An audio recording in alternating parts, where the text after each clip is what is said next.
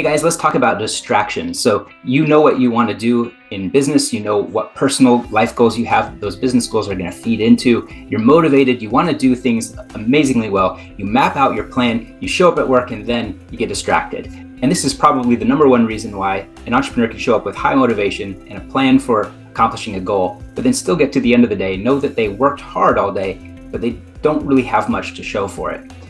Most entrepreneurs are not able to deal with this world that we live in with all of its distractions that are designed to work against your goals without some conscious effort to push back against distractions.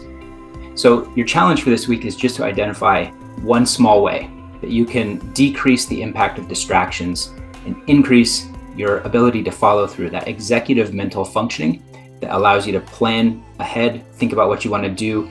Needs to include planning ahead to create force fields against some of the distractions that will try to pull you away from what you intended to work on, the things, the 80-20 opportunities that will really move the needle for you and your business goals.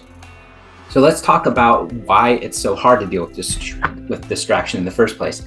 It's a little bit why, in some ways, people make the argument that it's easier to, in reality, this is not true, but as an analogy is useful. So people will say it's easier to go from being an alcoholic to never drinking again, because you can just say, I will never touch another drop of alcohol. You can make this extreme commitment and say, I will never cross that line. And it's just one decision that's done and you just permanently hold the line there, compared to trying to lose weight where you can't just stop eating. So you always have to go to the fridge and start eating. You have to show up for meals. And so it's a little bit harder to just say, I'm never going to touch food again, right? You can't do that. And so you have to constantly be making decisions over and over again about, is this the right food? Was that the right quantity of food? Well, distractions in the same way.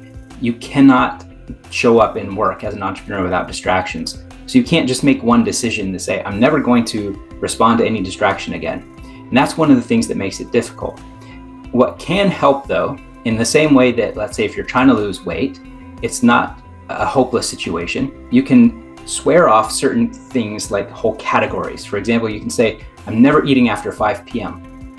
That's a solid decision. Well, then you don't have to make that decision over and over again. You can build that into the way you approach your daily routines. Makes it a little bit easier. Or you can say, I'm swearing off desserts. I'm not going to eat anything that where the purpose of it is just some sort of confectionery, sugar-based delight that's designed for your appetite rather than what your body needs. I just will swear that off completely. You can say no desserts. That's easier. And most people tend to succeed better with that kind of goal than they do with just saying, I'm going to try to eat healthier, right? Because that's such a vague thing, and it causes you to constantly question. The times you're going to question the most is when your willpower is the lowest. And so that's when you give in and you end up not doing what you intended to do. So with distractions, how can we take that concept, that principle, and apply it to distractions?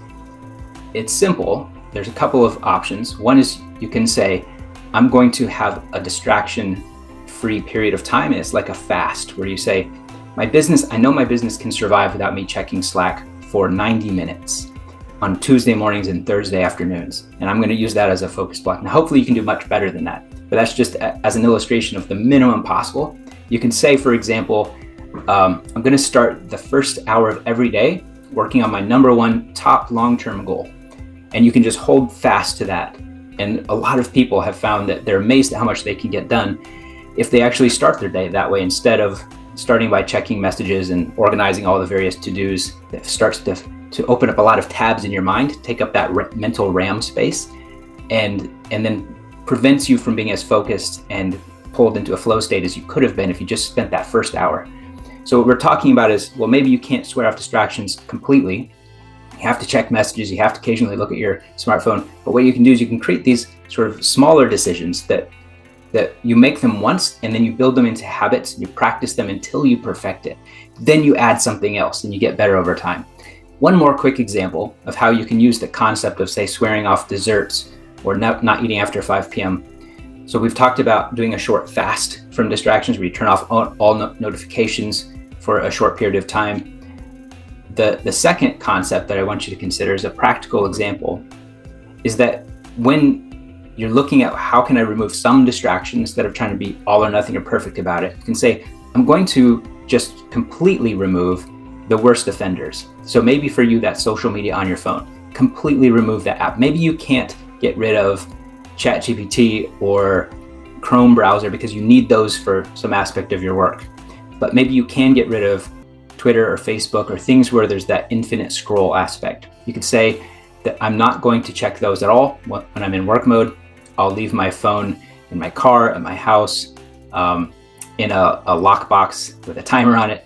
I'll do something to prevent myself from using that until the workday is done, or not at all. You can swear off the things that end up wasting the most of your time. You can also do that for a month just to reduce the dopamine drive addiction that you might have to getting that need for constant stimulation of your mind from that app, and then come back to it and try to use it in a more moderated way. So that's the challenge that I'm giving you today. What I'd like you to do is just, instead of thinking of distraction as this thing that you can't win against, try to choose one or two things that you can say 100% of the time, I'm not going to do this, or 100% of the time, I am going to do this, in order to reduce the distractions and accelerate you towards your goals. Talk to you again next week.